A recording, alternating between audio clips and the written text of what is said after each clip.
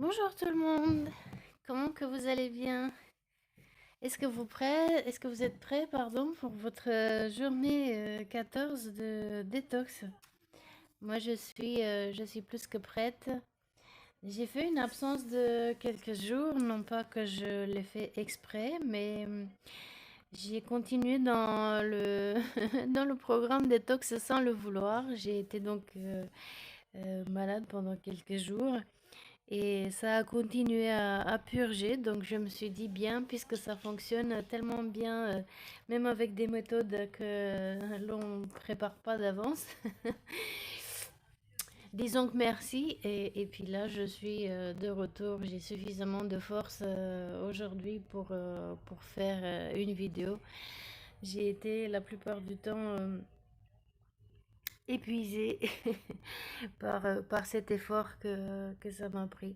Je ne sais pas si c'était une intoxication alimentaire ou si c'était une gastro-entérite, mais voilà, 3 kilos de moins plus tard. J'aurais bien voulu perdre 3 kilos, mais pas dans ces conditions. Mais ce qui est fait n'est plus à faire. Disons que merci. Et la détox était faite. J'espère que vous allez bien par contre et que vous avez bien repris pour ceux qui ont repris le travail après les vacances, l'école, si vous avez l'âge d'aller à l'école ou si vous êtes en train d'étudier. J'espère que tout se passe bien pour vous et votre famille et je m'en excuse d'avance pour le bruit que vous pourriez entendre dehors. Je ne sais pas si c'est le jardinier qui se fait plaisir ou alors les travaux qui sont en cours pas loin de chez moi. J'espère que vous pourriez entendre sans trop de désagréments et que lorsque l'on arrivera à la méditation, les bruits soit ils cesseront, soit ils seront estompés. Alors, comment ça a marché pour vous ces journées? J'espère que pendant ces jours de pause où moi je n'ai pas fait de vidéo, vous allez plus reprendre des vidéos précédentes. Ou alors, peut-être par curiosité, êtes-vous allé écouter et vous aider des vidéos du parcours des 4 accords Toltec pour apprendre mieux à changer des croyances, des façons de faire qui ne sont pas forcément aidantes dans la vie de tous les jours, ou peut-être même êtes-vous allé écouter quelques-unes de nos séances de méditation auto-hypnose du début d'année.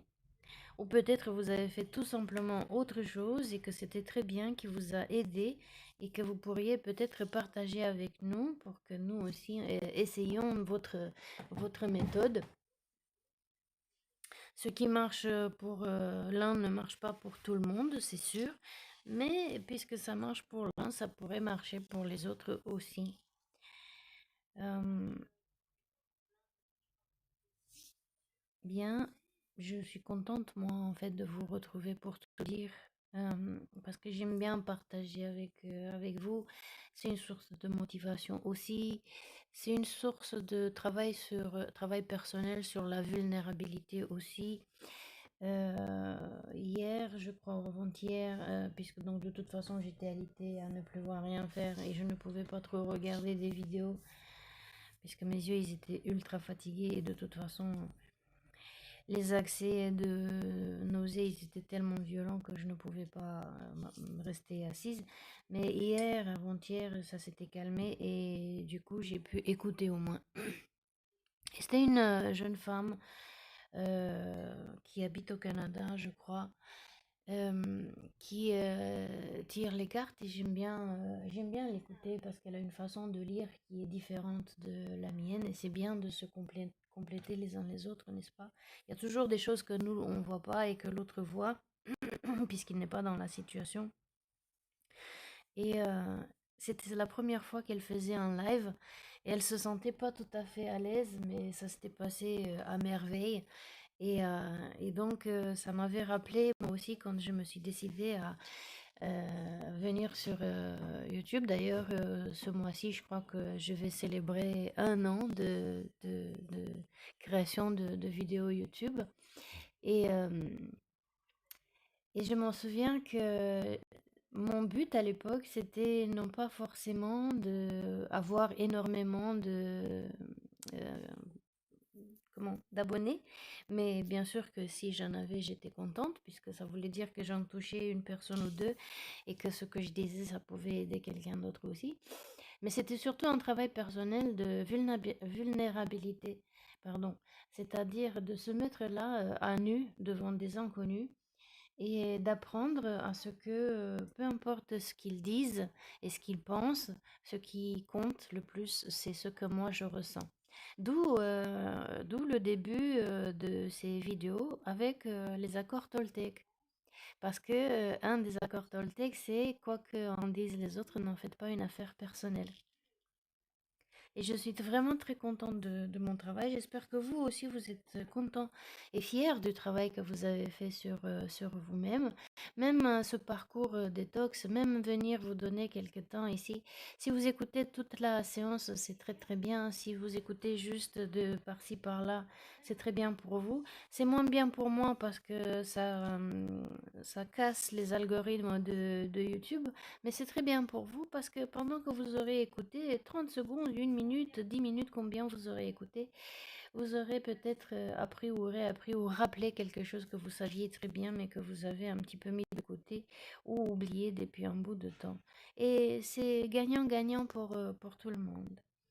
Aussi, je me permettrai, si c'est le cas, donc de bien vouloir continuer à m'aider avec vos likes, avec même les dislikes. Dites-moi ce qui ne vous convient pas, ce qui vous ne plaît pas. Comme ça, moi, je grandis aussi et je fais du contenu plus adapté à vos demandes ou d'une manière qui vous est peut-être différente, plus agréable. Tout est bon pour grandir. Un feedback, c'est une critique qui aide à grandir. Évidemment, si vous me critiquez juste pour me critiquer, alors ça c'est une autre histoire. Mais je vais écouter quand même. Je ne tue jamais le messager puisqu'il doit y avoir un message dedans. Et, euh, et donc, j'espère que vraiment vous avez mis à profit ce moment pour vous-même. Peut-être que ça vous a donné des idées. Peut-être que tout ce travail émotionnel, mental, physique que nous avons commencé, et vous avez peut-être commencé et fait avant aussi, hein. Vous n'avez pas attendu que j'arrive moi sur Internet pour le faire, mais c'est vrai que quand nous sommes plusieurs à le faire en même temps, ça donne plus de motivation et d'encouragement. Eh bien, j'espère que vous commenciez déjà à faire et à voir des effets bien installés et que vous garderez pour longtemps. Pas de boisson détox pour moi aujourd'hui, puisque trop d'acidité, pardon. Il va falloir que je respire un peu. Je suis contente de vous retrouver, mais c'est pas pour autant qu'il faut que je parle très vite aussi. Donc, trop d'acidité dans l'estomac oblige, donc tisane camomille, toujours détox, bien sûr, mais aussi pansement pour l'estomac. J'espère que vous continuez vous aussi à vous hydrater, à vous alimenter différemment. Une chose que j'ai réappris pendant cette période où j'ai été malade, c'est pendant 2 jours, je n'ai rien mangé du tout, parce que je ne pouvais pas. D'ailleurs, même l'eau, je l'expulsais. C'est qu'en fait, on n'en meurt pas si on n'en mange pas. On le sait, bien sûr. Mais là, c'est encore plus relevant par rapport à nos peurs que l'on a, à nos croyances que l'on a, que si on manque des choses ou euh, qu'il faut manger 3 fois par jour, qu'il faut manger à heure fixe, qu'il faut manger ceci, cela. En fait, vous voyez que si on écoute le corps il sait ce qu'il faut et ce qu'il faut pas. Ce qui s'est passé, moi je soupçonne, dans mon cas, je soupçonne que c'était en fait, comme j'étais dans le deuxième jour de jeûne, et je me suis dit, tiens, et si je buvais un peu de bouillon, de la soupe? Et c'est ce que j'ai fait. Seulement, la soupe, elle était un peu trop grasse. Et j'ai rajouté du citron, mais j'ai senti toujours que c'était un peu trop grasse pour moi. Et je pense que peut-être ça a été un truc, ça, ou peut-être quelque chose n'était pas bien frais dedans. Je ne le sais pas. Mais vous voyez, ne pas me nourrir pendant 2 jours, c'était la dernière de mes pensées, tellement mon corps physique souffrait pour expulser ce qui ne lui convenait pas. Euh, la morale de l'histoire étant que, évidemment, 3 kilos de moins plus tard et des abdos que même si j'avais été à la gym, je n'aurais pas eu. Bon, je rigole, c'était pas agréable, mais maintenant je suis contente. Faut toujours voir les bons côtés des choses. Eh bien, c'est bien aussi de faire la pause, de écouter vraiment son corps. C'est ça la morale de l'histoire. Faut vraiment écouter son corps et le laisser faire. Puisqu'il sait expulser ce qui est toxique, ce qui n'est pas bon pour lui. Et au-delà de ça, donc allez-y, si vous aviez des dernières réticences, allez-y, testez le jeûne. Je ne vous dis pas d'avoir les nausées, mais testez le jeûne petit à petit. Testez vraiment, si vous nous rejoignez maintenant pour la première fois, lancez-vous et éliminez petit à petit des choses que votre corps vous dit qu'elles sont pas bonnes pour lui. Et vous allez voir après la légèreté d'esprit, même ma vision s'est éclairée. Et c'est rigolo parce que, rigolo dans le sens coïncidence, si déjà qu'il y en a des coïncidences, que juste avant que je tombe malade, je regardais une vidéo dont je voulais vous en parler sur la candidose.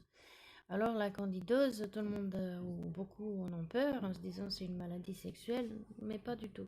Ce sont donc des levures, des champignons que nous avons de toutes les manières dans le corps, mais quand un déséquilibre arrive dans notre corps, eh bien cette bactérie, elle et d'autres comme celle-ci, prennent le dessus, elles se développent un peu trop, et donc le déséquilibre entre les bonnes bactéries et les bactéries qui ne sont pas bonnes pour notre corps change. Et après, on commence donc à voir des maladies.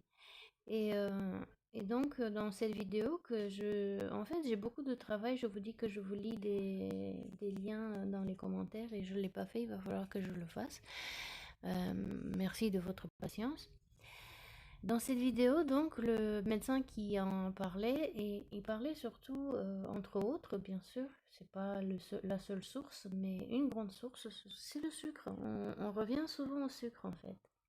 Puisque le sucre, ça nourrit, on le sait, les bactéries et les champignons.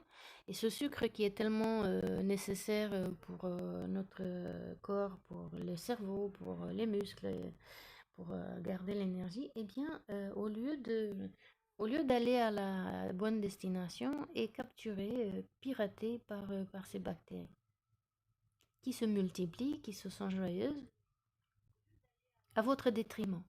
Et donc, du coup, quelques signaux d'avoir un déséquilibre donc, bactérien, c'est entre autres ça, la fatigue, la vision un peu trouble, la pensée un peu trouble, beaucoup trouble. Là où vous vous dites que vous avez un span d'attention très court, ou que vous oubliez ce que vous dites, ou que vous êtes chaotique, eh bien, c'est peut-être le temps d'aller voir un médecin, de faire des tests et voir si ce n'est pas ça aussi. Parce que des fois, on pense tout de suite aux problèmes mentaux, alors que c'est la plupart du temps un déséquilibre intestinal, euh, ou peut-être un intestin qui fuit, qui est trop perméable, et donc ces bactéries passent dans le sang. Donc voilà, je voulais vous parler de ça. On revient encore à faire attention. Éliminer le sucre, éliminer au plus que possible le sucre, surtout le sucre raffiné. Et en fait, éliminer tout ce qui est ultra raffiné. Les farines trop raffinées, les sucres trop raffinés, tout ce qui est très raffiné, très usiné, éliminez-les. Et si vous ne pouvez pas le faire d'un coup, allez-y progressivement, mais faites-le quand même. Et vous verrez l'énergie que vous gagnerez en échange, vous vous féliciterez de l'avoir fait. Et toujours des tisanes avec des plantes. Si vous ne le saviez pas, la camomille, entre autres, d'être un calmant, d'aider avec l'aspect diurétique, laxatif, c'est aussi un énorme calmant. C'est un désinfectant dans le temps, enfin dans le temps quand je dis moi j'étais jeune, hein. Bref, avant que j'arrive en France, Avant que j'arrive en France, je connaissais énormément de plantes médicinales. Et dans le temps, on nettoyait les plaies avec l'infusion, décoction de camomille, puisque c'est un puissant détoxifiant, désinfectant et cicatrisant. Et donc, quand vous le buvez sans sucre ou avec sucre, dans ce cas de canne ou du miel, c'est encore plus puissant. Alors ça me fait plaisir parce que quand je suis arrivée en France, petite histoire sur moi, j'avais 24 ans. Donc mon mari à l'époque, il se moquait de moi que j'étais à l'ancienne. Et quelques dizaines plus tard, en France faisait le retour ménage à l'ancienne, cuisine à l'ancienne, médecine à l'ancienne, par guérison par les plantes. Et donc, du coup, c'est marrant, je n'étais plus arriérée. Mais entre-temps, j'ai quand même oublié beaucoup de choses. Et que je trouve plaisir maintenant de retrouver, redécouvrir. Et en partie grâce à vous aussi, puisque je prépare chaque séance. Et à chaque fois, je me dis, ah, si, c'est vrai, je savais ça. Donc, entre autres, pensez quand vous faites détox aussi au ménage de votre maison, on en a déjà parlé, et rappropriez-vous le bon vieux savon de Marseille à l'ancienne, pur, et rappropriez-vous le bon vinaigre qui nettoie tellement bien et désinfecte en même temps. Si vous n'aimez pas l'odeur, eh bien, il y a des vinaigres qui sentent moins fort, comme le vinaigre de pomme, peut-être un petit peu plus cher, je n'en sais rien, chacun ses moyens. On n'en met pas des tonnes non plus, ça c'est sûr, de toute façon il faut le diluer parce que sinon il est caustique. Mais vous pouvez aussi rajouter quelques gouttes d'huile essentielle que vous supportez bien. Encore une fois, à chaque fois que je parle huile essentielle, je rappelle, quitte à saouler ceux qui le savent déjà, mais attention donc à leur potence, ce sont des quintessences de plantes, donc ultra puissantes. Faites d'abord un test, surtout pour les nouvelles, celles que vous ne connaissez pas. Faites toujours un test sur le creux, dans le creux interne du coude. Si au bout de 24 heures, vous n'avez aucune réaction, c'est que c'est bon pour vous. Et rappelez-vous toujours, comme les animaux, nous sommes des animaux aussi, même si très évolués, mais on a quand même le même système digestif neurovégétatif. Si la peau le supporte, l'estomac le supportera. Alors, bon, ben voilà pour la détox physique. Faites attention encore à ce que vous mangez. Écoutez votre corps quand il vous dit ça oui, ça non. Prenez du temps aussi de cesser de trop manger, parce que vous vous sentez fatigué, vous vous ruez sur la nourriture pour gagner de l'énergie, mais le coupable de votre manque d'énergie, ce n'est peut-être pas la nourriture, ce sont peut-être des bactéries qui ont pris le dessus et qui ont déséquilibré votre flore intestinale. Repensez aux probiotiques, c'est l'automne, plein de choux partout et de choux-fleurs. Allez-y à fond.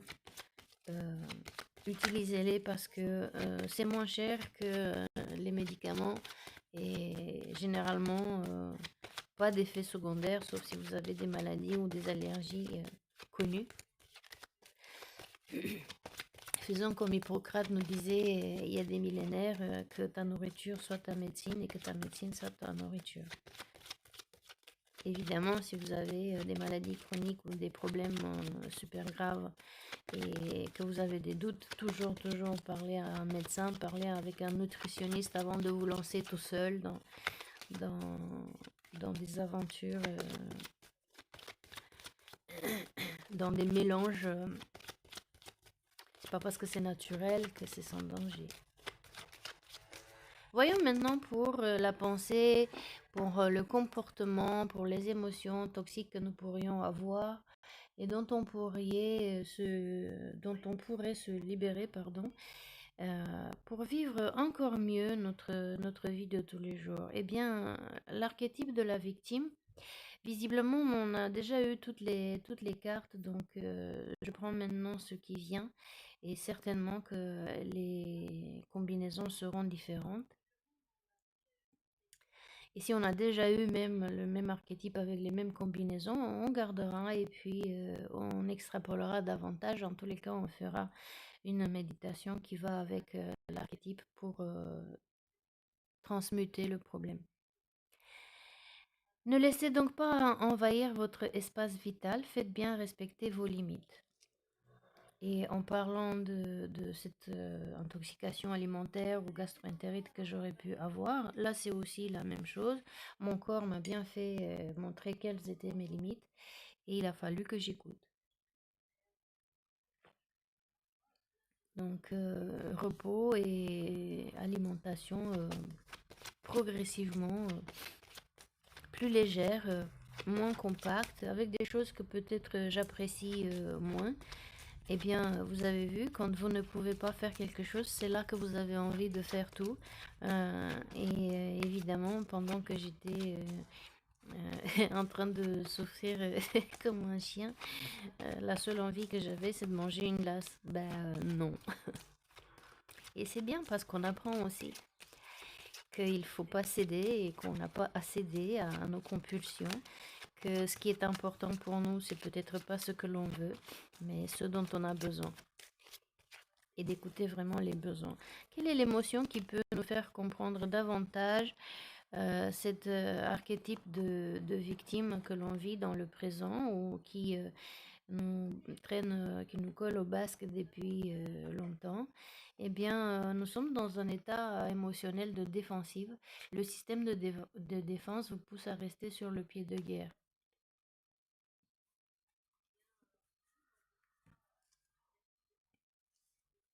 Rester sur le pied de guerre, donc si je rapporte ça toujours à mon désagrément, espace vital, donc faire attention à ce que l'on mange, à ce que l'on ingurgite. Et là aussi, c'est le cas quand je dis ingurgiter, manger. Eh bien, j'ai eu aussi 2 jours non-stop sans TV, sans écran, sans téléphone. Je n'en suis pas morte. Personne n'en est mort non plus parce que je n'ai pas répondu aussitôt. YouTube était toujours là. La TV, je regarde pas, donc je ne pourrais pas vous dire. Le monde tournait toujours, que je réponde ou que je réponde pas. Vous voyez ce que je veux vous dire? Donc là aussi, c'est détox et rester sur la défensive, ça veut dire aussi rester sur pied de guerre. Ça veut dire aussi observer, en quelque sorte. Vous voyez ce personnage, comment il tient le poing pour attirer l'énergie à lui et la main tendue vers l'extérieur pour dire stop. Donc je ramène l'énergie à moi, je ramène chez moi et je stoppe les autres. Euh, c'est une bonne attitude aussi que d'être sur la défensive quand elle n'est pas à outrance. Donc là, en l'occurrence, de se défendre, de garder son énergie vitale et de voir à quoi on dit stop. À quoi on dit stop? Qu'est-ce que l'on mange? Idées, pensées, sons, tout. Tout ce qui vient de l'extérieur et qui pourrait être toxique. Mais qui peut venir de l'intérieur aussi, nos propres émotions. L'ange revient nous voir encore pour nous aider à voir différemment cette situation dans laquelle nous nous sentons victimes et nous sommes sur la défensive. Peut-être dans la peur et du coup on se protège un peu trop. Et l'ange nous dit, en déroulant les messages divins pour nous rappeler la mission de vie. Quelle est notre vision? Quelle est notre mission de vie? Alors bien sûr, on peut extrapoler. Tout n'est pas que mission de vie. Si vous avez un projet de courte durée, si vous avez ne serait-ce que ce projet de faire la détox et que vous n'y arrivez pas, et qu'un jour vous le faites, un jour vous ne le faites pas, eh bien, ce message vient aussi vous rappeler pourquoi vous vouliez le faire. Et donc, au lieu de vous sentir une victime, que c'est trop dur, que vous n'y arrivez pas, juste de voir chaque fois, à chaque journée, qu'est-ce que vous avez réussi à éliminer. Et de vous congratuler, de vous féliciter d'avoir fait déjà ça. De vous relier à votre idée primaire, pourquoi vous vouliez le faire, ou votre projet, si c'est tout autre chose, ça, c'est pareil. Pourquoi vous vouliez le faire d'abord? Est-ce peut-être un job? Est-ce peut-être une vocation que vous avez, un projet où vous faites du bénévolat ou dans la famille ou quelque chose qui vous semble, en tous les cas, où vous vous sentez victime? Vous sentez que c'est trop dur et donc du coup, euh, peut-être vous vous sentez qu'on vous... euh, c'est pas le mot trépassé, mais vous comprenez ce que je veux dire, comme quelqu'un empiété. Quelqu'un empiète sur votre territoire, qui respecte pas vos limites. Vous êtes sur la défensive, vous dites je donne, je donne, je donne, mais je ne suis pas une martyre non plus, donc c'est bon. Eh bien, vous vous rappelez au début pourquoi vous donniez autant, pourquoi vous faisiez autant. Et chose primordiale, pourquoi vous avez commencé à ne plus défendre vos limites, votre espace de sécurité, vous savez, votre jardin intime. Si quelqu'un est déjà entré dedans et qui a commencé à faire des dégâts dedans, rappelez-vous, qu'est-ce qui s'est passé la première fois où vous avez accepté à cette personne ou à cette situation d'empiéter sur votre jardin? Pourquoi vous lui avez permis et pourquoi, si vous avez continué à le faire, qu'est-ce qui a fait que... Non pas pourquoi en tant que oh mon Dieu, pourquoi moi, mais qu'est-ce que ça vous a apporté à l'époque de le laisser faire, de le ou les laisser faire? C'est peut-être une personne et une situation, c'est peut-être plusieurs personnes, chacun son histoire. Donc encore une fois, l'occasion pour rappeler de ne pas prendre si ça résonne pas avec vous, mais si ça résonne pas avec vous, je suppose que vous n'êtes déjà plus là et que seules les personnes pour qui ce que je suis en train de dire les intéresse ou ça résonne quelque part sont restés.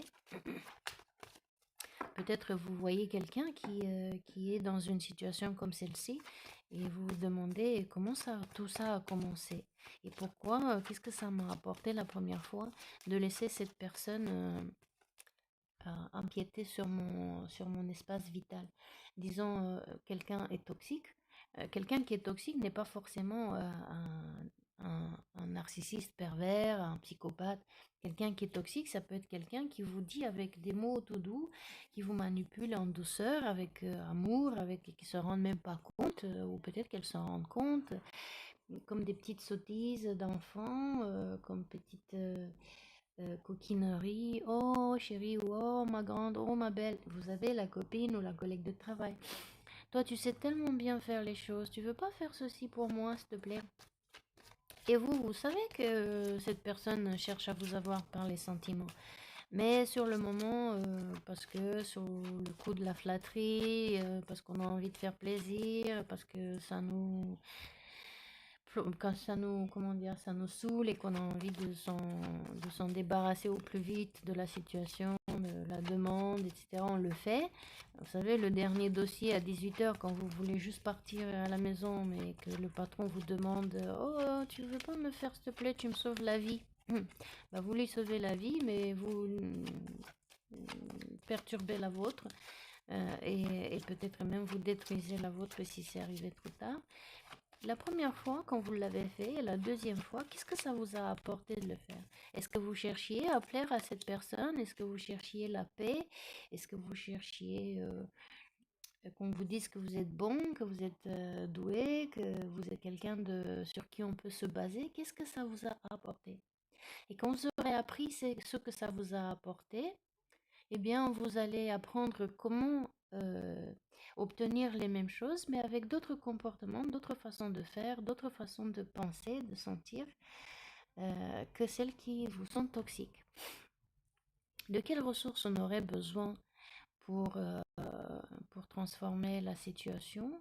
Alors, si vous êtes la première fois que vous nous suivez et que vous en êtes arrivé jusqu'à maintenant, je ne vais plus expliquer le circuit, mais je vous invite vraiment à voir dans les vidéos précédentes comment on fait pour travailler donc une part d'ombre ou un traumatisme, d'observer l'émotion qui nous retient liée à cette situation ou à cette personne, à cette façon à nous de faire, à cette partie de nous qui nous amène à avoir un comportement dont on voudrait se séparer, car toxique, compulsif, pénalisant, etc. comment on peut voir les choses différemment dans le présent et dans le passé, et de quelles ressources on aurait besoin, c'est-à-dire ressources, ce qu'on appelle en coaching, toutes nos capacités de faire et d'être, tous nos apprentissages euh, qui pourraient nous aider pour transformer la situation. Si on les a oubliés, on les retrouve et on les réutilise, on les augmente si on a besoin de les augmenter. Par exemple, force, si j'ai besoin de force, mais j'ai eu de la force qu'une seule fois dans ma vie, eh bien c'est un apprentissage. J'ai déjà eu de la force, donc je sais à quoi ça ressemble. Et bien maintenant, j'ai besoin de me le rappeler, le renforcer peut-être, l'augmenter si j'ai un peu de force, mais je n'ai pas beaucoup de force, à mon sens, pour ce que j'ai envie de faire, et bien de l'augmenter, le travailler. Et si je n'ai pas eu ça, eh bien peut-être que j'ai quelqu'un dans mon entourage qui en a, qui s'en sort toujours et que je me réfère comme cette personne. Ou alors, si dans la vie de tous les jours, la vie réelle, je n'ai personne, alors dans mon imagination, dans mes personnages, de mes lectures, de mes films, j'ai quelqu'un qui peut m'inspirer. J'ai toujours un héros qui peut m'inspirer. Et donc, je pourrais faire comme cette personne, ou ce personnage, ce caractère de film, d'histoire, de mythologie. C'est peut-être quelqu'un qui vivait avec nous, mais qui nous a quittés. Un grand-parent, un parent, un ami, un tuteur, un enseignant, quelqu'un qui nous a impressionnés par leur capacité de toujours réussir ce qu'ils avaient envie de faire. Et donc, on pourrait s'en inspirer pour faire pareil, voire mieux. Alors, comment on peut transformer? Par la réconciliation. Accordez à votre part d'ombre l'opportunité de devenir votre allié, c'est-à-dire devenez votre meilleur ami, hein. Et si vous êtes fâché contre vous-même, une partie de vous qui se sent tout le temps victime d'une personne, des circonstances, de la situation, d'un job, du monde, de je n'en sais rien, et qui vous met à vous maintenant vous sentir sur pied de guerre. Dès qu'il y a quelqu'un qui dit quelque chose, ben, vous réagissez aussitôt émotionnellement parlant parce que vous dites encore, ça va encore tomber sur moi, ça va être encore moi. Ces gens, ils ne m'aiment pas pour ce que je suis, ils ne pensent que à ce que je peux donner, etc. Eh bien, faites une réconciliation d'abord avec vous-même, avec cette partie de vous-même qui, qui a ce comportement de victime, cette attitude ou cette pensée de victime. Et essayez de voir qu'est-ce que ça lui apporte de faire ça d'abord. Comprenez-la. Comme si vous écoutiez un enfant qui aurait fait une bêtise. Juste un petit instant, je vais chercher un mouchoir.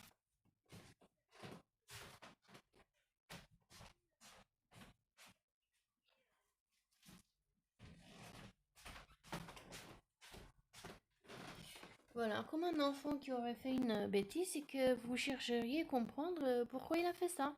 Qu'est-ce que ça lui a apporté de faire ça? Et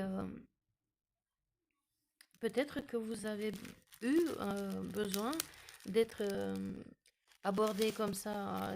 Si des fois vous sentez que vous avez fait une bêtise, au lieu de vous faire disputer aussitôt, de vous faire accuser de tous les trucs, peut-être que vous avez eu besoin à l'époque d'être traité comme ça, avec plus de considération, avec plus de respect. Et donc, cette partie de vous qui s'est sentie à l'époque peut-être agressée, juste un petit instant.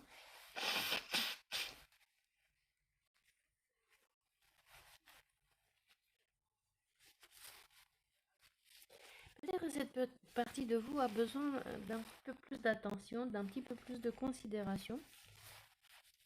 Et c'est peut-être pour ça qu'elle vous entraîne dans des comportements dans lesquels vous vous sentez victime, pour que vous la voyez peut-être pour la première fois ou pour la voir une fois pour toutes et te dire, ok, je t'ai entendu, stop, basta, c'est fini, on va faire la paix. Donc, en coaching, il y a des techniques pour vous apprendre à faire la paix avec vous-même, avec une partie de vous-même, mais également avec les autres. Et, euh, et, et aussi donc de devenir votre meilleur ami. Vous savez, dans les stratégies de guerre, on apprend à utiliser la force de l'ennemi. C'est-à-dire que notre ennemi devient notre allié. Pourquoi? Parce que comme ça, on peut observer sa façon de faire. Et si vous regardez même dans les matchs de foot, que ce soit foot américain, que ce soit du rugby, dans la boxe ou d'autres sports, euh, les champions, ils observent toujours, ils regardent toujours les matchs de leur adversaire pour apprendre comment ils fonctionnent et pour pouvoir mieux les combattre la fois d'après ou jouer avec. Donc, vous pouvez faire ça également et observer votre part de victime, comment elle se comporte, comment elle arrive déjà, comment ça commence son comportement. Vous observez vous-même quand vous commencez à vous sentir émotionnellement sur la défensive. Vous dites, tiens, je suis sur la défensive. Sans juger, juste observation. Tiens, je suis sur la défensive. Pourquoi? Qu'est-ce que je ressens? Qu'est-ce que mon corps me dit? Et puis, comment vous pouvez observer la situation tout en mettant un petit peu le pied sur la pédale de l'émotion qui vous met sur la défensive. Vous voyez comment ce visage crispé regarde gauche-droite pour bien observer, bien regarder ce qui se passe autour. Si des fois qu'il y avait un mouvement, euh, un coup sur la ceinture qui pourrait arriver et que vous n'auriez pas vu. Et puis ensuite prendre de la hauteur et vous dire, ok, mais je m'en libère, je m'élève au-dessus de tout ça parce que je suis mieux que ça, je mérite mieux que ça. Euh, on est bien d'accord, hein, si vous vous observez que c'est vous-même qui faites ça ou si c'est quelqu'un d'autre, c'est la même dynamique. Donc vous prenez de la hauteur et de la distance émotionnelle, mentale, et vous pouvez observer. Pourquoi? Qu'est-ce que ça m'a apporté? Pourquoi je suis dans cette situation déjà? Pourquoi j'y suis entrée? Qu'est-ce que ça a fait au début? Pourquoi je le cherchais? Ce partenariat, pourquoi je le trouvais intéressant à l'époque? Pour mieux comprendre donc pourquoi vous êtes dans la situation, qu'est-ce que ça vous apporte? Et ensuite comprendre comment vous pouvez avoir la même chose mais différemment. Donc modifiez votre angle de vue pour élargir votre vision des choses. Quand on a une vision plus large des choses, ben, on peut voir des choses qu'auparavant on ne voit pas. Ici, on peut tout voir sur les côtés, on peut voir devant, mais derrière, on ne voit pas. Alors que si on prend un peu de hauteur, on peut voir plus grand. Regardez si par exemple, je baisse un peu mon téléphone, là on voit plus tout. Et là, si je soulève un petit peu, vous voyez, je vois un petit peu plus grand. Aussi simple que ça. Je n'aurais pas pu voir toutes les cartes, vous n'aurez pas pu voir toutes les cartes si on avait le nez penché sur ici. Alors que si on prend un peu de hauteur, et peut-être même je bouge un peu, vous voyez, on voit différemment, et bien plus on voit différemment, plus on comprend différemment. Puisqu'il y a des aspects qu'autrement on ne pourrait pas voir. Dans la vraie vie, c'est la même chose.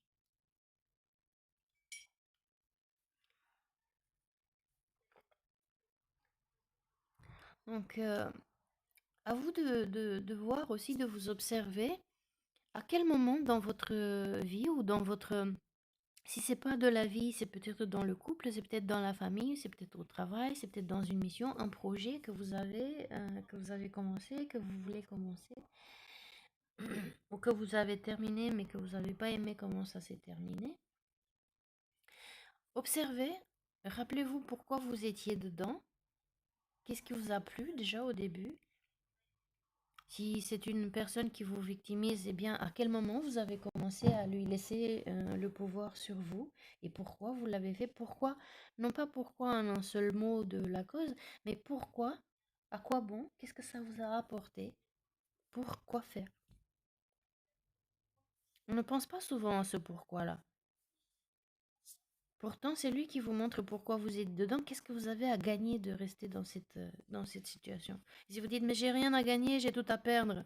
Oui, qu'est-ce que vous êtes en train de perdre? Regardez. Et c'est là que c'est votre chose la plus importante qui vous donnera cette vue en hauteur et de dire, eh ben oui, mais si je suis en train de perdre ça, euh, qu'est-ce qui fait que je continue à laisser faire? Si ça c'est important pour moi et je suis en train de le perdre, qu'est-ce qui fait que, qu'est-ce que j'y gagne en continuant à le laisser faire? Et peut-être que vous allez comprendre qu'il y a là des bénéfices secondaires auxquels on n'y pense pas. Donc voilà pour la lecture intuitive. Je vous propose peut-être de lire encore une fois le message de la victime et puis ensuite cette émotion de défensive et faire la méditation sur la réconciliation afin de transformer le plus facilement cette situation et qu'on en finisse une fois pour toutes. Et si on ne peut pas finir une fois pour toutes parce que nous sommes liés par des choses un petit peu plus complexes en surface, vous savez, un arbre cache toujours une forêt et un train cache toujours un autre. Si c'est le cas, je vous conseille toujours euh, allez voir quelqu'un d'autre. Si vous n'y arrivez pas à voir plus clair par vous-même, allez voir quelqu'un d'autre, un ami, un membre de la famille qui vous écoute bien, un collègue qui est suffisamment détaché ou que vous admirez peut-être pour ses qualités de neutralité, de se tenir un retrait émotionnellement et mentalement. Allez voir votre médecin si c'est trop tard, dans le sens où ça a commencé à jouer sur votre système nerveux, sur votre système digestif. Vous savez, quand on est victime, on rumine beaucoup et on se ronge beaucoup les sangs et on souffre énormément. Donc, dites-vous bien, par exemple, à titre d'illustration, l'ongle pour pousser, donc pour sortir de son lit, donc d'ici, toute cette surface-là, pas celle-ci, mais voilà, tout ce qui est sur le lit de l'ongle, ça prend 6 mois. C'est-à-dire que quand l'ongle il arrive ici à sortir, si vous avez des points blancs, si vous avez des points de sang, etc., des taches, vous dites, il y a 6 mois, j'ai vécu des choses émotionnellement, mentalement, ou peut-être des chocs que j'ai eus en interne et dont je n'ai pas connaissance. Et je les vois seulement maintenant, parce que ça prend 6 mois environ. Donc dites-vous, si à l'ongle prend 6 mois, combien de temps ça prend entre le moment où vous commencez à ruminer, à vous sentir, d'abord vous sentir mal à l'aise, ensuite gêné, ensuite oppressé, ensuite ruminer, c'est toujours à moi que ça arrive, etc. Tous ces nuits pas dormies, toutes ces discussions dans sa tête avec l'autre, mais qui ne sortent jamais dans la vraie vie. Et l'autre, il ne sait même pas que vous lui en voulez. L'autre, il ne sait même pas qu'il dépasse votre... Pour peu qu'il n'est pas attentif, pour peu que c'est quelqu'un qui n'est pas présent à soi-même, qu'il n'est pas conscient de ce qu'il fait, et peut-être il ne s'en rend même pas compte qu'en fait, il empiète sur votre territoire. Il y a des gens qui sont vraiment très, très chaleureux, très proches. Ça dépend des cultures aussi. Les latins, ils touchent les bras, les mains, et quand ils parlent, vous, c'est peut-être pas votre cas, vous n'aimez pas être touché. Peut-être que ça provoque même des souvenirs désagréables ou ça réveille en vous des histoires dont vous n'avez plus envie de vous rappeler. Mais cette personne ne peut pas le savoir. Chez eux, c'est comme ça que ça se passe. Donc, c'est pas méchamment qu'il le fait. Eh bien, si vous ne lui dites pas, il peut pas comprendre. Alors, la réconciliation, ça passe toujours par la communication, la compréhension des différences des uns des autres. Alors, pour rappel, donc, si vous voulez prendre plus de temps, vous pourrez aussi voir l'autre victime, voir d'autres aspects où on a travaillé sur... pardon, d'autres victimes. Vous pourrez voir aussi les autres vidéos où on a travaillé sur la victime, certainement pour travailler les émotions, la pensée qui était différente et la transformation qui était différente qu'ici. Donc, l'archétype de la victime qui veut être vue et travaillée aujourd'hui nous rappelle de ne pas se laisser envahir dans notre espace vital. Faites bien respecter vos limites. Pour ne plus subir et être vraiment acteur de votre vie, il vous faut faire respecter et croire en vous pour vous reconstruire. Cet archétype qui symbolise votre part d'ombre rappelle les brimades passées. Il s'agit souvent de moqueries qui ont eu lieu dans l'enfance, qui perdurent et qui reviennent à l'âge adulte, tel un refrain perpétuel à tel point qu'il arrive à la victime d'imaginer que cette fatalité est écrite et que rien ne pourra la changer. Les phrases associées à la victime sont ⁇ ça n'arrive qu'à moi ⁇ il m'a roulé dans la farine, c'est toujours la même chose, c'est encore moi qui prends. Cette carte de la victime dans votre tirage signifie que vous avez le sentiment d'être pris pour cible ou que vous vous sentez lésé. Quand les circonstances similaires se répètent, vous avez tendance à croire que le mauvais sort s'acharne sur vous et que vous attirez la malchance. Le rôle de victime peut aussi provenir de l'impact d'une scène traumatisante gardée en mémoire, par exemple une dispute ou une bagarre, même si c'était il y a longtemps. Car pour l'inconscient, le temps n'existe pas.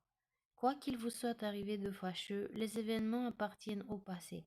Il est essentiel de sortir du rôle de victime pour cesser de subir des situations que vous ne souhaitez pas. Le conseil de la carte de la victime, c'est que les mauvaises expériences du passé sont derrière vous. Profitez de leur enseignement car elles vous offrent la possibilité de vivre autrement en vous faisant mieux respecter.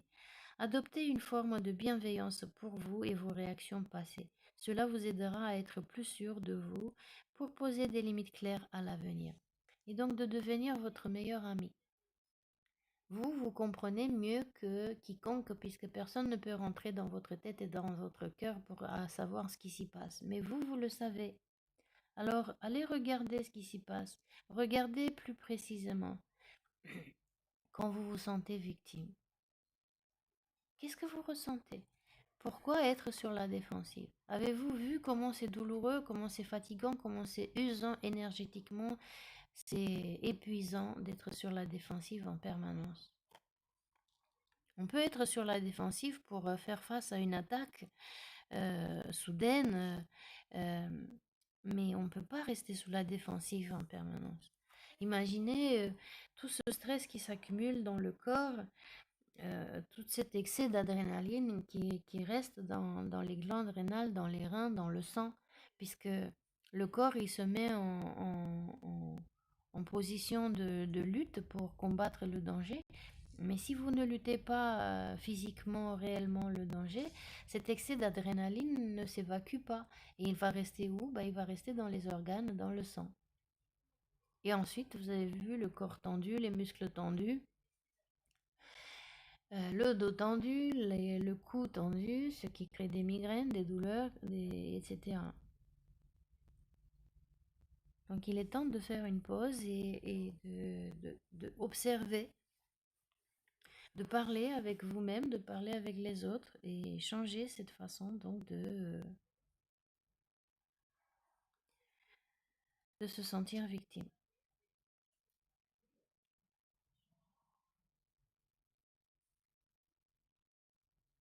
Comment vous pourrez faire? Eh bien, tout simplement, distinguer le personnage qui prend forme sur l'écran intérieur. Vous savez comment on a utilisé cet écran pour projeter comme si c'était un film. Et donc, vous voyez ce qui se passe et pourquoi il se sent malmené. Refaites peut-être la séance précédente, la méditation, on a traité la fois précédente de la victime. Peut-être qu'il y a besoin de la refaire, de la réécouter peut-être. Voyons donc qu'est-ce qu'elle peut nous apprendre davantage dans ce cas, cette émotion de défensive. Je ne sais pas si la dernière fois c'était la défensive aussi qui venait avec la victime. Je n'ai pas gardé en mémoire. Ce serait une grande coïncidence. Peut-être que c'est quelqu'un parmi ceux qui écoutent à qui ça parle davantage. Le système de défense vous pousse à rester sur le pied de guerre. Les événements de la vie vous ont appris que vous pouviez être malmené. Pour vous défendre, vous avez élaboré un mécanisme qui décourage les approches. Si vous sentez qu'on vous évite, c'est qu'il est temps d'alléger votre système de défense. Ce mécanisme de défense se met en place pour nous protéger d'éventuelles menaces extérieures. Une blessure ancienne rappelle que les autres pouvaient être malfaisants. En prévention d'une nouvelle attaque, la part d'ombre a trouvé une parade pour tenir à distance les futurs ennemis.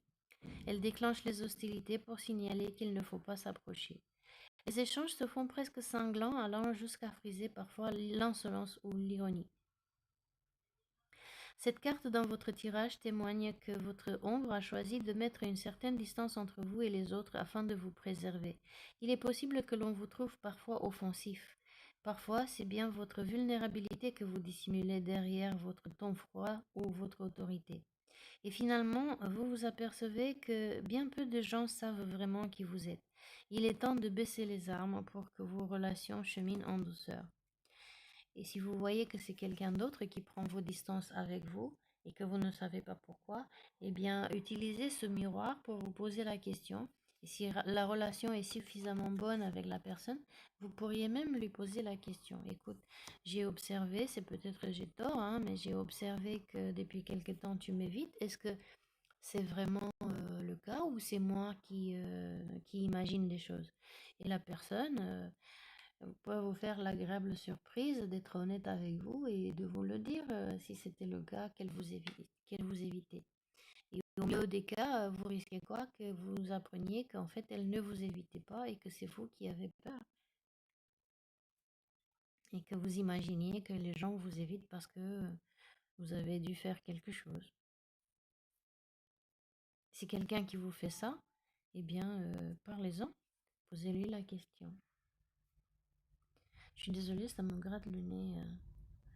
J'ai des allergies à la poussière et avec des travaux et ce qui se passe autour dans la résidence, ça me gratte énormément.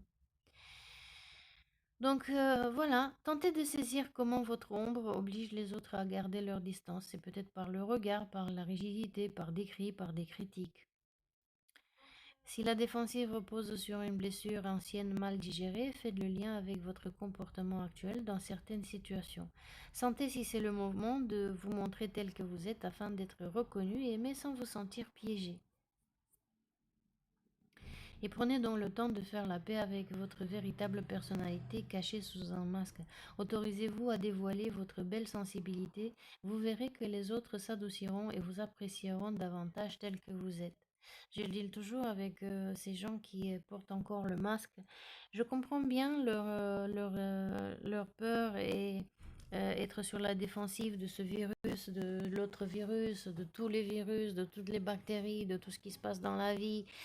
Et en même temps, ils nous cachent leur beau sourire qui est le seul, qui est la seule arme de séduction, si je peux l'appeler arme de séduction, bien que ce n'est pas une arme, mais qui est une belle chose. Un sourire sur un visage, c'est tout, ça dit tout.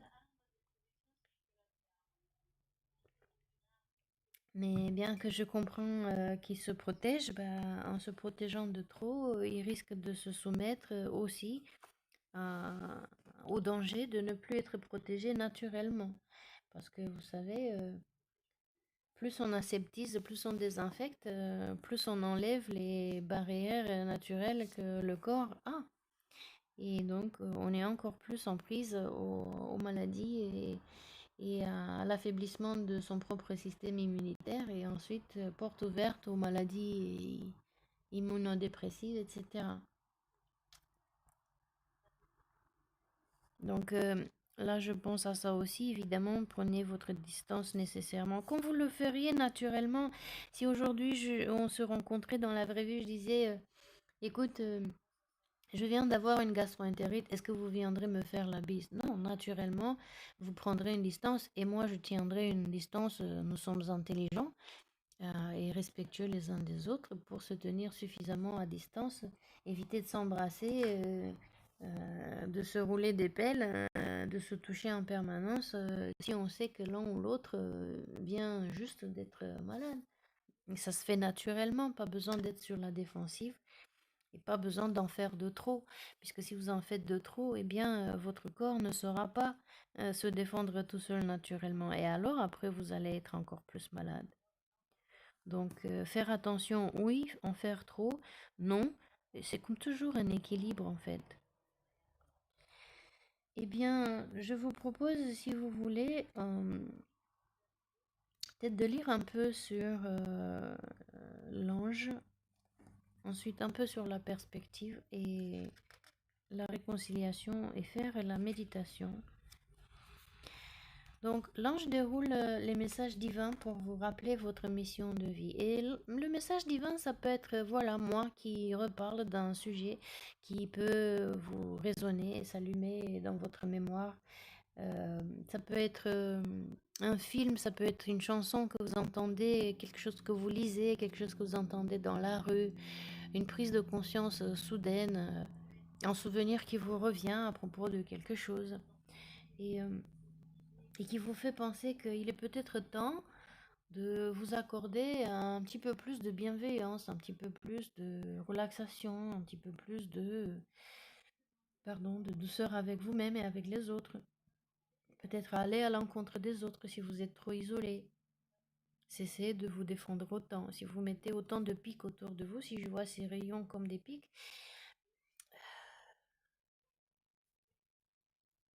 vous risquez de rester seul et nous ne pouvons pas vivre seuls. Nous sommes des animaux sociaux. Sauf si vous décidez d'être moine, d'être nonne. Mais même là, vous n'êtes pas seul parce que vous êtes dans un monastère. Sauf si vous voulez être ermite et vivre seul. Mais même là, vous n'êtes pas seul parce que de temps en temps, quelqu'un viendra vous apporter quelque chose à manger. Ou un animal passera par là et on n'est jamais seul. Et on ne peut pas vivre seul. On a besoin de la présence des autres, de la présence de la nature. Donc, ressortez. Votre ange vous reconnecte à votre nature profonde afin de vous recentrer sur ce qui est essentiel pour vous. L'ange représente la protection et la guidance. Il nous rappelle que nous avons le potentiel nécessaire pour faire face à nos ombres dans les moments de doute. Il nous reconnecte à notre mission. Il peut aller chercher des informations plus haut dans l'univers divin, car il fait le lien entre les sphères spirituelles et élevées de la Terre et la Terre. Il enseigne l'essentiel de ce que l'on est prêt à comprendre aujourd'hui sous forme de messages qui surgissent intuitivement de la vie de tous les jours. Si vous ne croyez pas en Dieu, dans des anges, ça va très bien aussi. Dites-vous tout simplement que c'est votre intuition qui vous rappelle des choses. Votre mémoire qui sort de votre cage à trésors enfouie profondément dans l'inconscient. Des situations, des idées, comme des moments de Eureka. Ah, j'ai compris. Et puis, de voir la chose différemment. Des fois, quand le temps passe, on comprend les choses différemment. Parce que justement, du temps est passé, de l'eau s'est coulée sous les ponts, l'émotion, elle a changé, et puisque l'émotion a changé, la façon de voir les choses aussi. Et puis qu'on a grandi, qu'on est devenu plus mature, qu'on a eu d'autres expériences de vie, et que donc du coup, on a eu une autre compréhension de la chose. Donc, rappelez-vous que vous êtes protégé en permanence, si ce n'est pas par quelqu'un de l'extérieur, si vous ne croyez pas en un Dieu et en un ange, ne serait-ce que par vous, votre vous intérieur, votre corps. Vous voyez, comme si je reprends l'exemple de l'intoxication alimentaire ou de l'empoisonnement ou quoi que ce soit, gastroentérite, un virus qui rentre, votre corps se protège tout seul. Quand il se protège tout seul, qui c'est qui protège? Ben, c'est vous, parce que vous êtes votre corps. C'est-à-dire que tous ces milliards de cellules qui sont dans votre corps sous cette peau fait de vous qui vous êtes. Et chacun prendra soin de soi-même et de l'autre. Comment? Ben, en expulsant tout de suite l'intrus, en expulsant le virus, la bactérie qui vient perturber l'harmonie qui était installée dans le système. Donc vous faites la même chose dans la vie réelle aussi, dans la vie de tous les jours aussi. S'il y a quelque chose qui se comporte comme un virus à l'intérieur de vous, comme une bactérie, dans votre vie, dans votre pensée, si vous avez une pensée négative, toxique, éliminez-la. Et si elle ne doit pas être éliminée parce qu'elle est nécessaire, par exemple, vous êtes peureux, vous êtes sur la défensive, c'est bien de se défendre. C'est bien d'avoir peur. Parce que si vous n'avez pas peur, vous foncez tête baissée dans des situations dangereuses. Donc vous pourriez les regretter plus tard. Par contre, faire la paix avec et dire, ok, avoir peur, c'est bien, mais trop de peur, c'est pas bien. Donc, je veux bien avoir peur quand c'est nécessaire et relaisser tomber toute la tension, tout le stress une fois que le danger il est passé. Et si je me sens dans une situation où je suis tout le temps en danger, eh bien, est-ce que c'est vrai ou est-ce que c'est tout simplement la mémoire de l'émotion qui est restée et ce comportement que j'ai appris de me tenir en défensive au cas où quelque chose arriverait ou tout simplement c'est pour de vrai, vous êtes dans un environnement qui est dangereux, dans quel cas il faut quitter. Et avant de quitter, peut-être vous pourrez parler à l'autre. Et votre premier autre, c'est vous. C'est épuisant d'être sous la défensive. C'est ultra épuisant. Ça demande tellement d'énergie qu'il n'en reste plus de l'énergie pour créer, pour vivre heureux.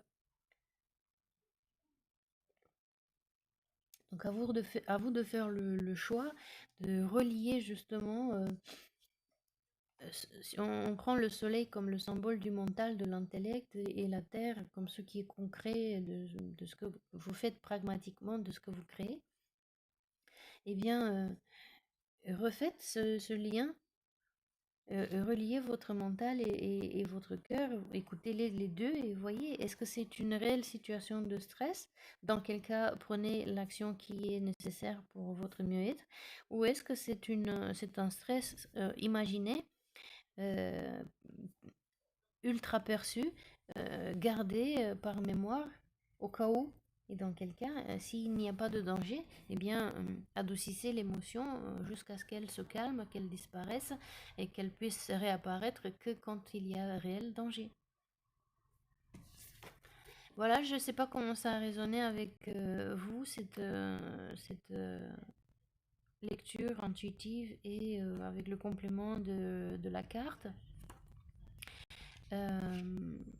J'espère que ça vous a apporté une façon de voir différente, un complément d'idées, de perspectives. Justement, en parlant de perspective,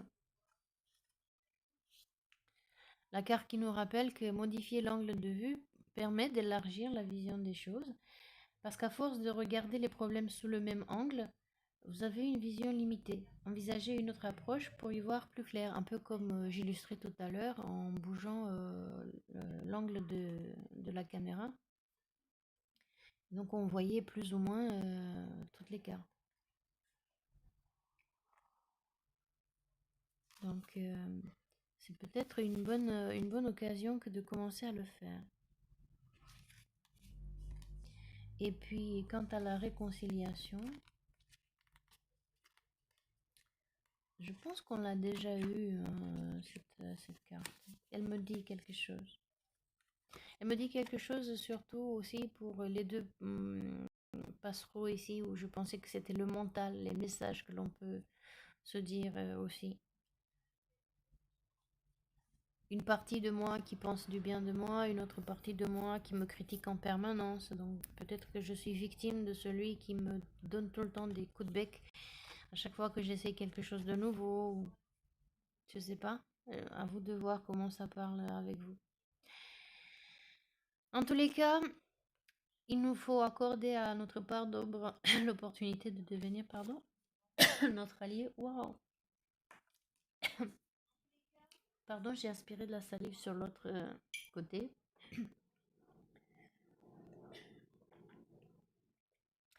Si je le prends symboliquement, c'est peut-être qu'on en a pas, qu'on en a on a du mal. Même les mots ne me viennent pas. Qu'on a du mal à faire cette réconciliation avec cette partie de nous-mêmes. Est-ce qu'on s'en veut pas un petit peu? Ce sont des pensées qui me passent par la tête, hein, ces oiseaux qui chirpent dans ma tête.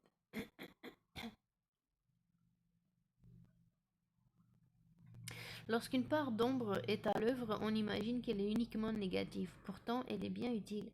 En accueillant toutes les informations qu'elle fait remonter sur nos comportements passés, on a l'opportunité d'apprendre de nos échecs. C'est exactement ce que je disais avec la peur.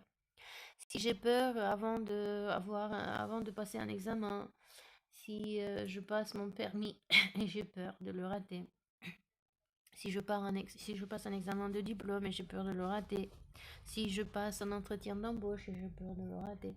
C'est bien d'avoir peur parce que ça nous montre que c'est important et donc du coup ça mobilise, ça nous tient en tension, en capacité d'avoir cherché toutes les ressources, toutes les informations, tout ce qu'on a appris, les expériences qu'on a eues, tous les exercices qu'on a fait et les sortir au bon moment quand on a besoin.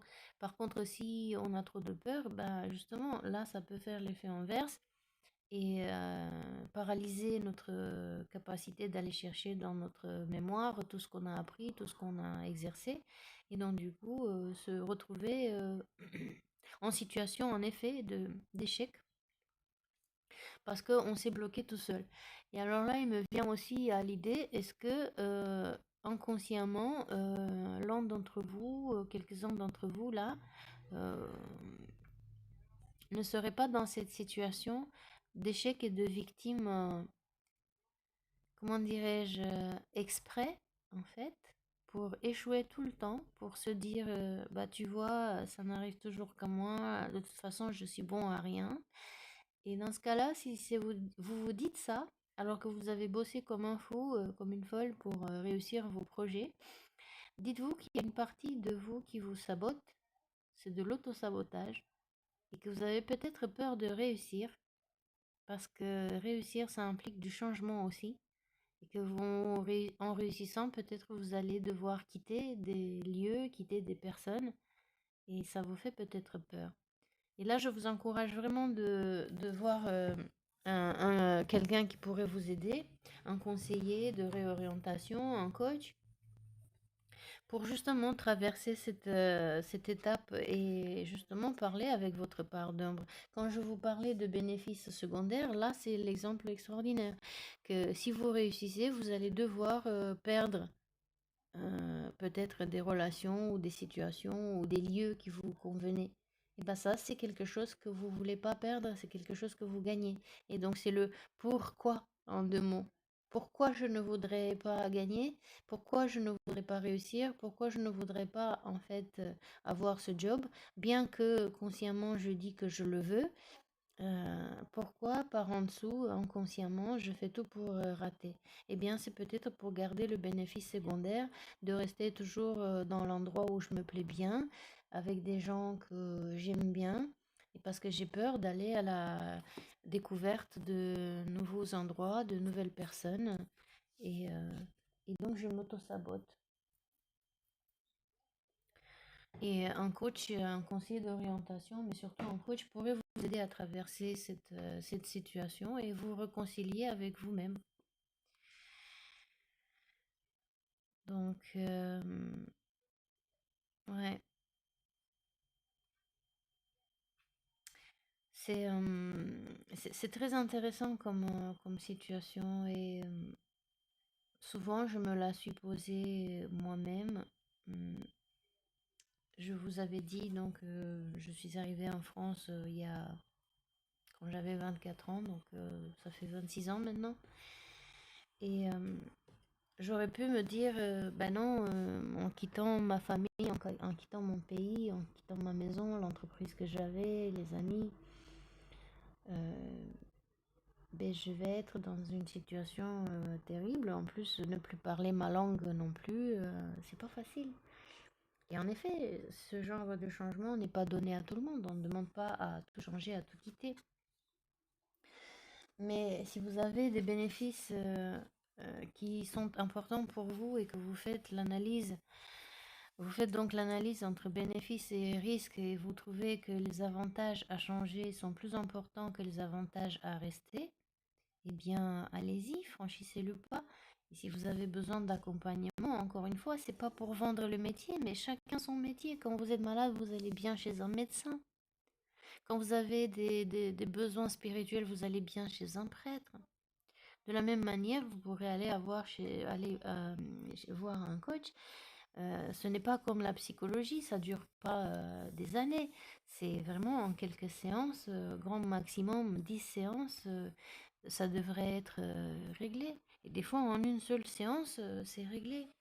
Ça dépend du sujet, et ça dépend encore une fois si derrière cet arbre, il n'y a pas d'autre, et si derrière ce train, il n'y en a pas d'autre.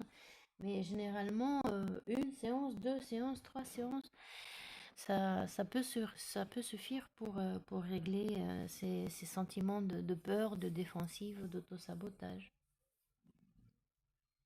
Peut-être il vous manque juste un peu de courage pour, juste un petit coup de pouce que votre entourage ne vous donne pas, non pas qu'ils ne voudraient pas vous voir réussir, mais parce que eux aussi, ils se posent peut-être les mêmes questions que vous. Si vous réussissez, eux, ils vont rester derrière.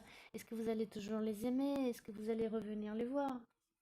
Les parents qui avaient des enfants qui sont partis, vous êtes passé déjà par là quand vous vouliez en même temps que votre enfant prenne son envol, qu'il vive sa vie, mais en même temps vous disiez, bah, je le reverrai plus.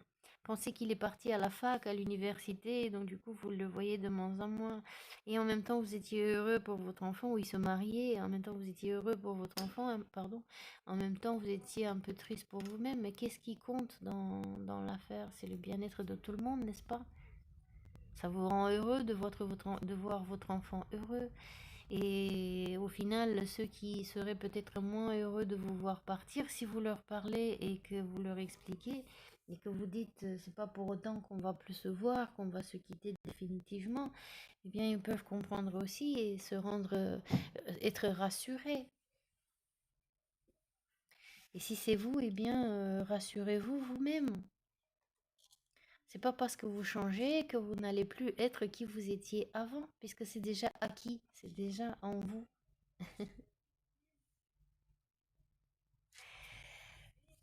J'espère vraiment que ce tirage vous a aidé à avoir une autre perspective, une autre façon de voir la situation, qu'elle vous a apporté un petit peu plus de lumière. Peut-être une inspiration pour continuer à faire le travail par vous-même, ou peut-être vous faire accompagner par quelqu'un. Et peut-être aussi laisser un petit peu de temps, de laisser un petit peu de temps pour voir comment les choses peuvent se manifester dans les jours à venir. On dit toujours qu'après avoir dormi, la nuit c'est un bon conseil. Eh bien, comment vous pourriez faire?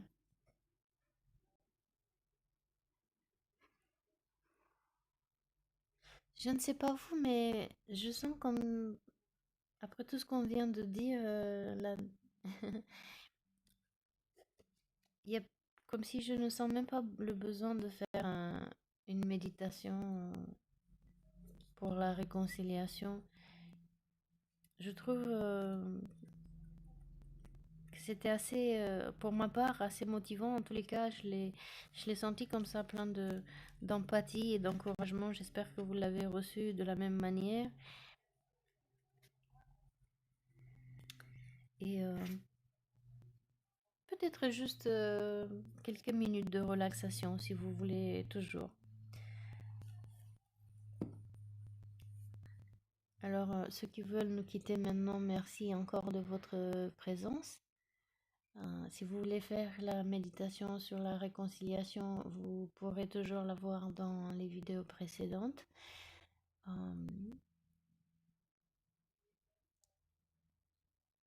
Si vous voulez rester pour faire la méditation, bien installez-vous confortablement. Vous savez déjà comment faire. On va essayer juste de travailler un peu sur le corps, sur le mental, sur les émotions pour relaxer un tout petit peu et sortir un petit peu de cet état de défensive. Un petit peu aujourd'hui, un petit peu demain, jusqu'à ce qu'on se sente suffisamment à l'aise, suffisamment confortable, qu'on réussisse à réconcilier ces deux parties de nous-mêmes. Donc installez-vous confortablement, prenez un peu d'eau avant si vous voulez. Si vous êtes installé sur une chaise ou sur un fauteuil, installez-vous confortablement. Le dos bien droit mais sans qu'il soit rigide. Posez vos pieds bien à plat.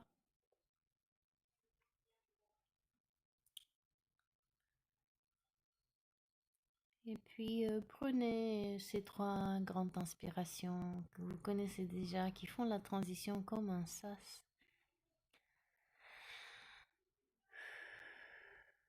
entre cet état de veille et peut-être d'un peu trop de défensive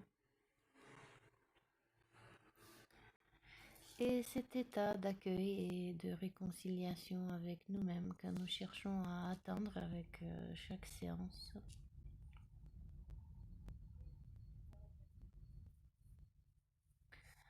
En allant de plus en plus profondément, chacun à son rythme, chacun à la profondeur qu'il la souhaite, de cet état modifié de conscience qui est la relaxation, un peu comme de la rêverie.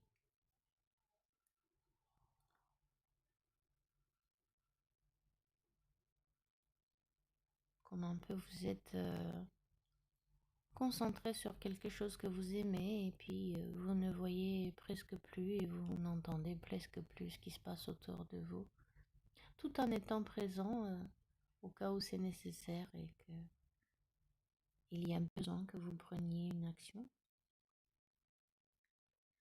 Si vous êtes en voiture et que vous nous écoutez, bien évidemment, ne faites pas l'exercice. Vous pouvez l'écouter, mais sans entrer dans l'état modifié de conscience. Et vous allez pouvoir le faire dès que vous serez à l'arrêt, en sécurité. Inspirez par le nez si c'est possible pour vous, ou par la bouche si le nez est bouché. Expirez lentement. Sans expulser, juste laissez l'air sortir à son rythme, jusqu'à ce que vos poumons se vident. Sans vous soucier si c'est bien fait, si c'est...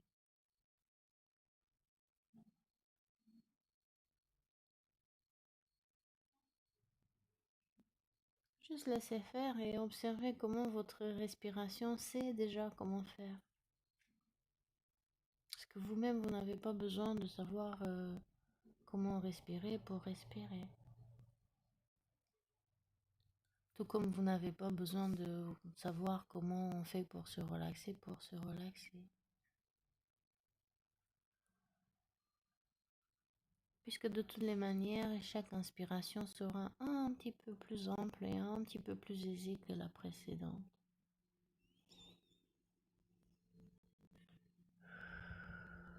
Voilà, puis observez peut-être dès maintenant comment vous vous sentez, qu'est-ce qui se passe dans votre corps, sans chercher à analyser, à juger, juste à observer.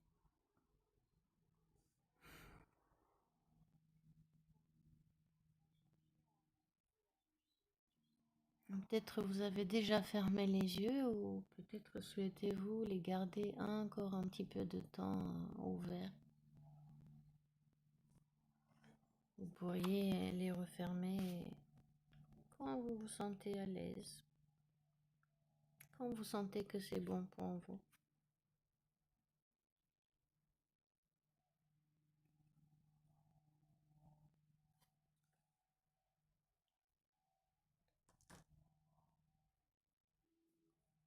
Et puis avec chaque inspiration et chaque expiration, prenez un petit peu plus d'air frais, d'air pur et relaxez, relâchez un petit peu plus. Alors que des bruits intérieurs ou extérieurs peuvent se faire plus présents à votre esprit.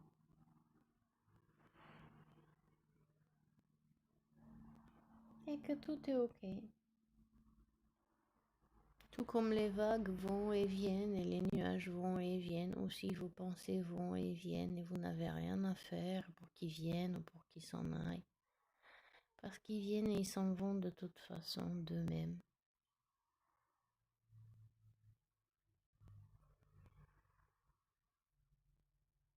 Et plus vous vous sentez relaxé et plus vous sentez heureux de vous être offert ce cadeau de ces quelques minutes de relaxation.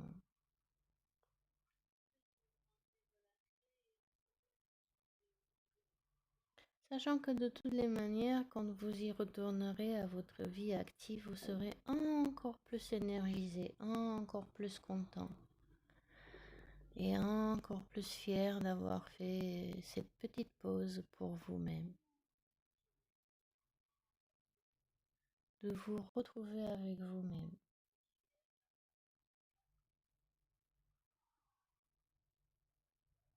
de devenir votre meilleur ami et votre meilleur allié.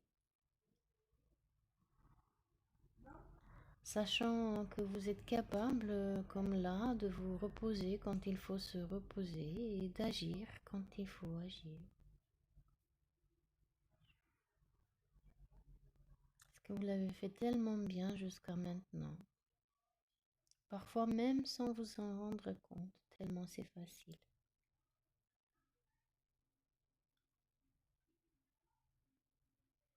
De prendre cette hauteur et cette distance et d'observer et de savoir.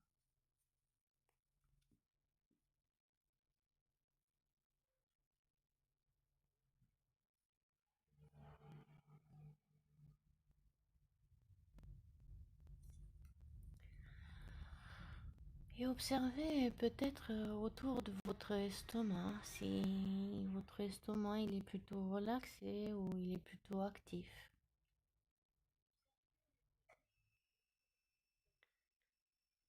Est-ce que vous avez bien digéré? Est-ce qu'il y a encore quelque chose qui reste à digérer?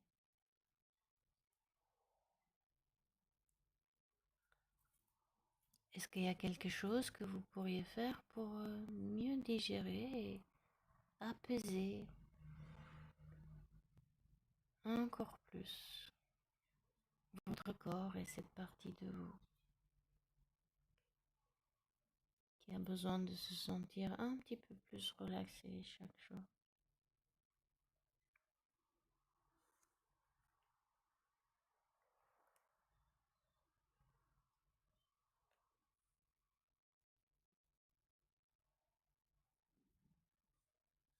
Qu'est-ce que vous avez mangé dernièrement?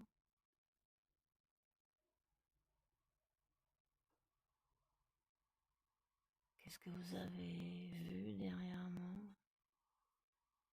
Entendu dernièrement? Et que vous n'avez pas réussi à laisser passer? À moins que c'était il y a longtemps.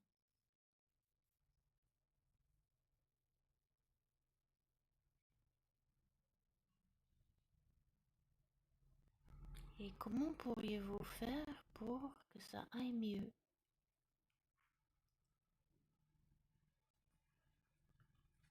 Qu'est-ce que vous n'aviez pas vu auparavant, senti ou entendu auparavant, qui vous aurait aidé à mieux digérer?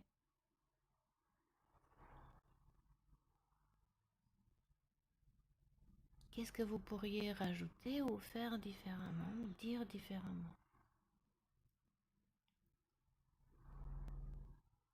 pour que tout se passe bien?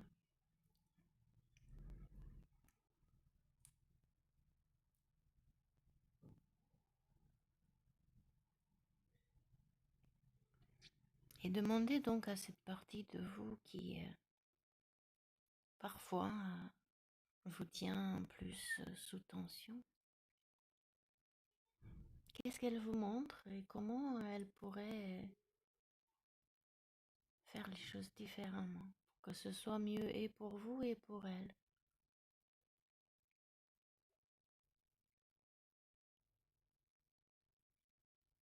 et pour les autres.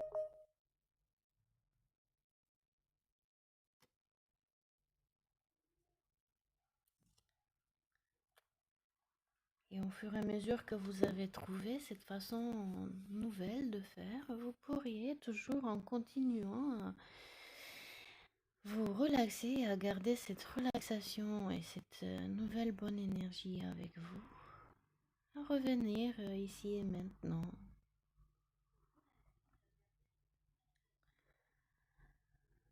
Tout fier et tout content de votre réconciliation avec cette partie de vous-même qui sait ce qui est bon pour vous. De lui faire confiance et de vous faire confiance, et sur un décompte de 3 à 1, vous pourriez revenir et peut-être même avoir des idées de comment faire dès que vous auriez ouvert les yeux à 2. On peut faire beaucoup de choses. Et à 1, revenir et ouvrir les yeux dans l'ici et maintenant, dans cette autre réalité, avec une autre perspective, une autre façon de voir les choses. Et peut-être même vous voudriez fermer un tout petit peu les yeux, les couvrir avec vos mains avant de les ouvrir définitivement, car la lumière, des fois, elle est différente quand on revient.